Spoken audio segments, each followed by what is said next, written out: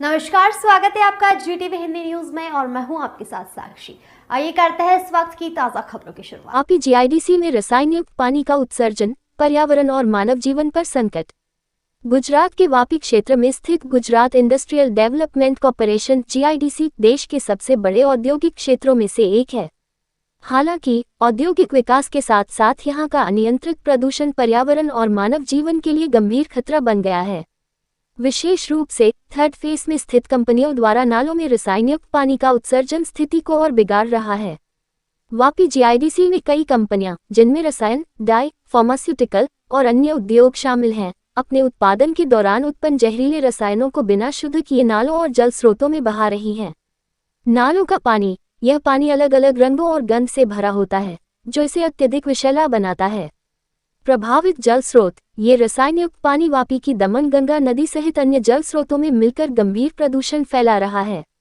नदी के पानी में ऑक्सीजन स्तर में कमी, जिससे जलीय जीवों की मृत्यु हो रही है। पानी के पीने योग्य या कृषि योग्य न रहने की समस्या, विषैले रसायनों के कारण मछलियां और अन्य जलीय जीव मर रहे हैं।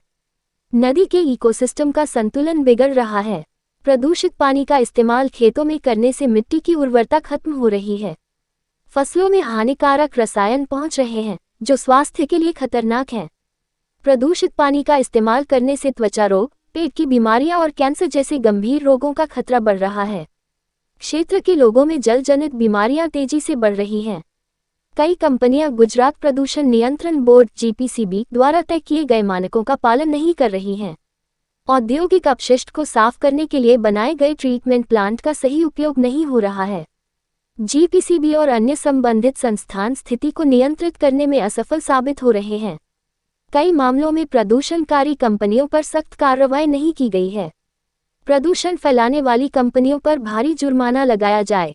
औद्योगिक अपशिष्ट प्रबंधन के लिए ट्रीटमेंट प्लांट का सख्ती से पालन कराया जाए। स्थानीय निवासियों और किसानों को प्रदूषण के खतरों के बारे में जागरूक करना। औद्योगिक क्षेत्रों के लिए पर्यावरणीय मानकों को लागू करने में पारदर्शिता सुनिश्चित करना। नदी और नालों की सफाई के लिए जैविक तरीकों का उपयोग।